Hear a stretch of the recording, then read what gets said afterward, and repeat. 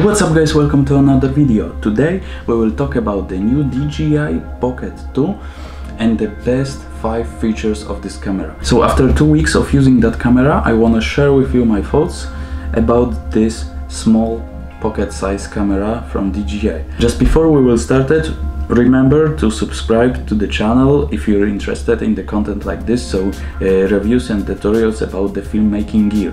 Alright, so here I've got all important accessories from the Creator Combo package, and now let's talk about the first feature of that camera. The size of that camera, it's really small, and what I really appreciate is that in that small case we can fit everything you can see here. So the wide angle lens and magnetic, now the USB connector, then of course the camera with do-it handle connector,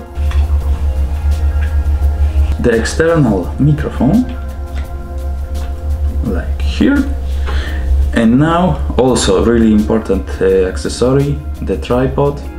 It will be useful for you to do some time lapses, motion lapses. We can fit it here, and just like this we've got all what's important. This thing, it's not really important for me, but maybe for somebody will be useful. But like you see here, we can fit all.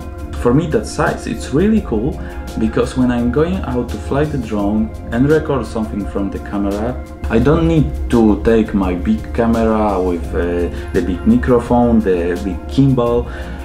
Here we've got not the best quality like in the big camera, but really high that in 4K it looks really nice, and for YouTube I think it's enough. So all I need is that thing when I have the tripod, the external microphone, the camera, the connection, wireless. Alright, that's it about the size. Now let's talk about the next feature, so the external microphone. That's the really useful device, because you can connect it to do-it handle connector here in Pocket 2, and by wireless you can just fit it here, for example, and now you can leave the camera, for example, on tripod here, go 5 meters, 10 meters, wherever you want.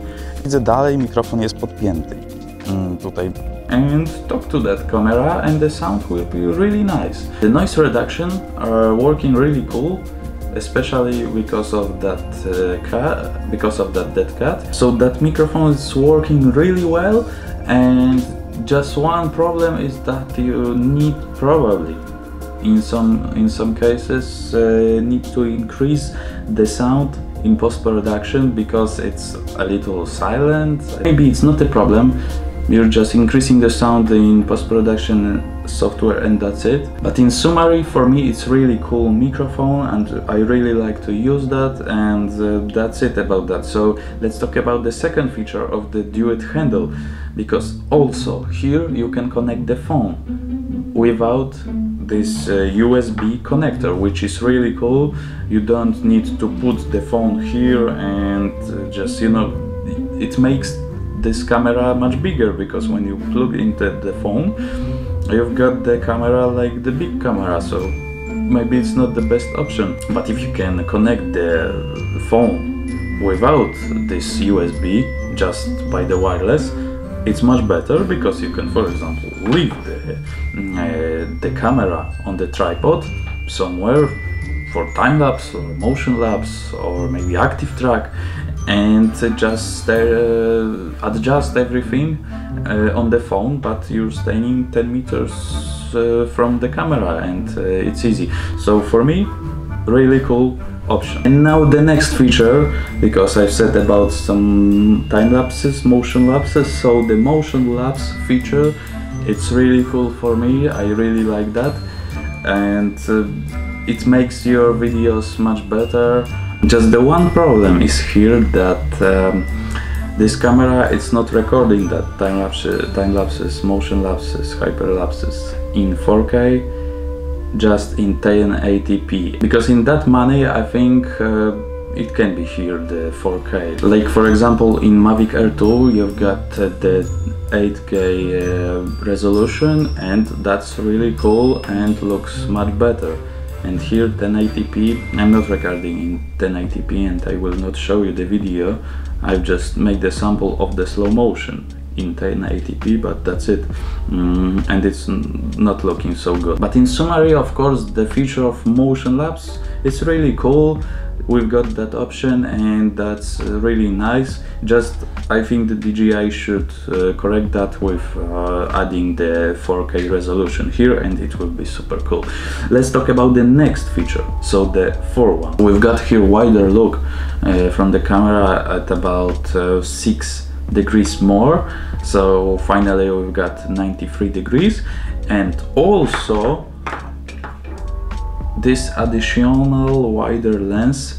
It's really cool feature because I will show you how it looks like the difference. You can get a much wider image, and especially it's important when you're recording a vlog and you're just taking the camera like this, and you don't need to worry about that it will be only your face in all image. So that's cool. And also we've got here the bigger sensor, so we've got 1.7, and that's really cool.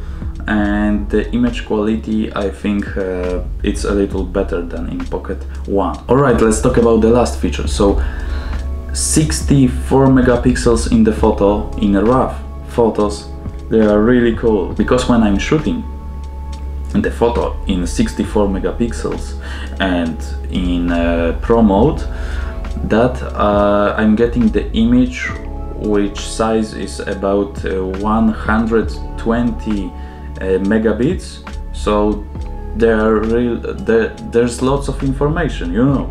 And when you're doing the post-production in Lightroom, for example, you can get really cool image quality. So I will show you some examples in the day, in the night, and I'm really satisfied about the quality of the photos. So that's it for today, guys. I hope you've enjoyed the video.